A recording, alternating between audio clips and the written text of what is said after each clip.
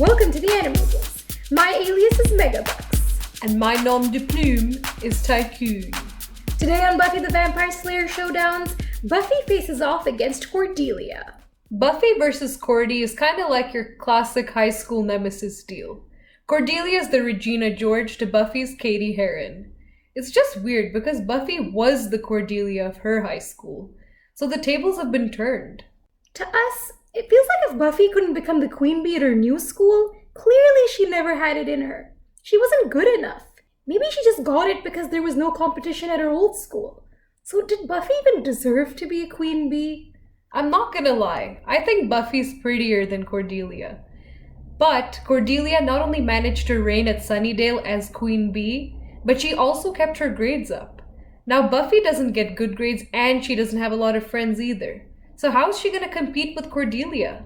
Cordy has brains, beauty, and popularity. She's a triple threat, like the Beyonce of the Buffy the Vampire Slayer universe. So yeah, Buffy, you're not the only one juggling a lot of commitments. Yeah, Cordy has a lot on her plate too, but she manages to do everything without whining about it. And she even finds time to help Buffy, Xander, and Willow every now and then. I really love the actress who plays Buffy. Sarah Michelle Gellar, you rock. But I like Cordelia's personality better, because in many ways she's smarter than Buffy. I mean, for starters, she picked Xander.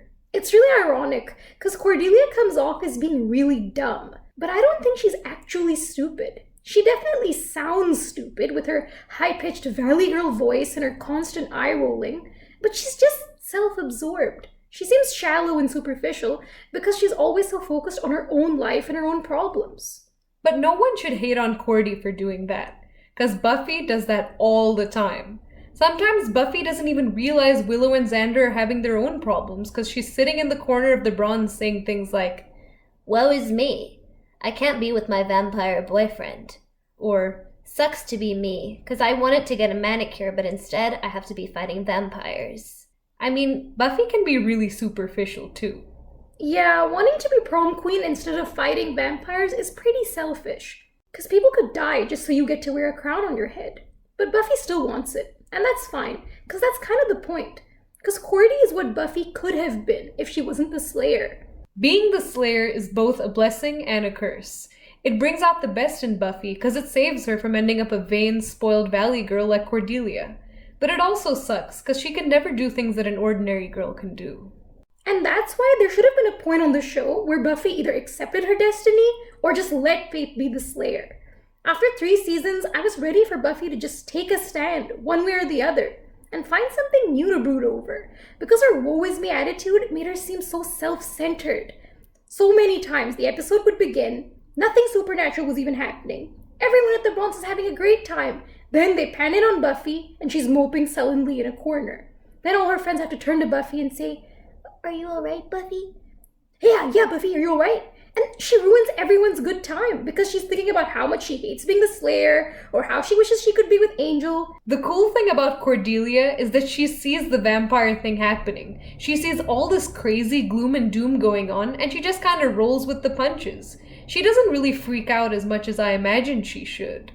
She freaks out the first time she finds out, but then she accepts it. She's like, well, whatever, do your thing, Buffy. So she's really a live and let live kind of person. At the end of the day, poor Cordelia, because even though Xander was apparently an absolute loser, Cordelia agrees to date him publicly. She sacrifices her friends, her social standing, basically her whole life, and then Xander cheats on her with a loser like Willow. So Cordelia's learned that being tough is important. Otherwise, losers like Xander are gonna run all over you. So if a loser like Xander kicked her to the curb, then what does that make Cordelia? That puts her below the bottom of the food chain. Now, Cordelia doesn't waste time. She doesn't discriminate. Everyone else was like, "Oh my god, Angel's a vampire." But she treats him like any other attractive teenage boy. So she's good-hearted. And she's got other redeeming qualities too. Like, she has this brutal honesty that's really refreshing. Like it or not, Cordelia always speaks her mind, and she isn't intimidated by anyone. And Xander and Cordelia's relationship was a two-way street.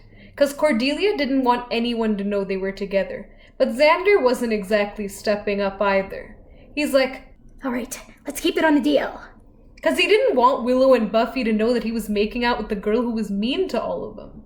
Yeah, and he was still obsessed with Buffy. Cordy even noticed this when she and Xander were together. And we all know that if Buffy had showed any interest in him, he'd drop Cordy like a hot potato. Now, it's a tough call, because season 1 Buffy was great. I really liked her in the first season. Like the Buffy who was the seasoned veteran who's been dragged back into slaying against her will. That's the Buffy that we know and love.